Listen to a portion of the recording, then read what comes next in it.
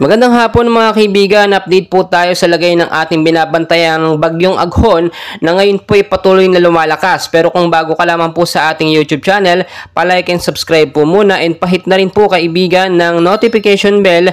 Maraming salamat po. Mga kaibigan, patuloy pa rin pong kumikilos. Ito nga pong si bagyong Aghon dito po sa lugar po ng coastal water of San Vicente, Northern Samar po mga kaibigan.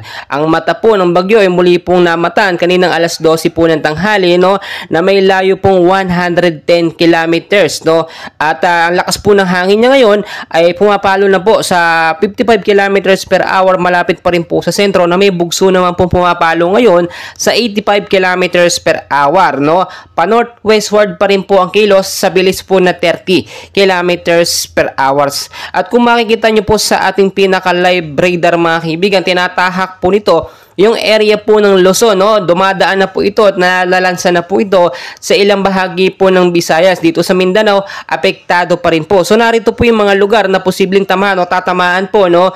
Ngayong araw po hanggang bukas hanggang sa makalawa nitong bagyong Aghon. So mga kaibigan, narito po ang mga lugar na apektado po dito sa may bandang Luzon. So makinig po kayong mabuti dahil medyo madami po at malawak po yung nasasakop ng tinatamaan po nitong si bagyong Aghon.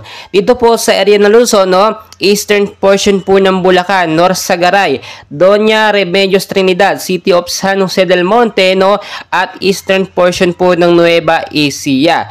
General Tino, Gabaldon, Aurora at Northern po kasama na po ang southeastern portion po ng Quezon, apektado pa rin po dyan, including po itong Calawag, Ginayagan, Lopez, Benavista, Catanuan, Malunay, San Narciso, San Francisco, San Andres, Takawayan, Gumaca, Quezon, Alabat, Perez, Plaridel, Pitigo, Maquilenon, General Luna at Timonan, Yunisan, Mauban, Ril, Ipanta, General Nakar, Padre Burgos, Agdangan, Sampaloc, Lucban City of Tayabas, Pagbilao, Lucena City, kasama na po dyan ang Pulilio Island mga kaibigan. Kasama rin dito ang ilang bahagi po ng eastern portion ng Laguna mga kaibigan. Dito naman po sa may bandang Visayas area mga kaibigan, no, apektado po dyan ang Northern Samar, Eastern Samar, kasama na rin po dito ang ilang bahagi po ng Maslog, City of Borongan, San Policarpio,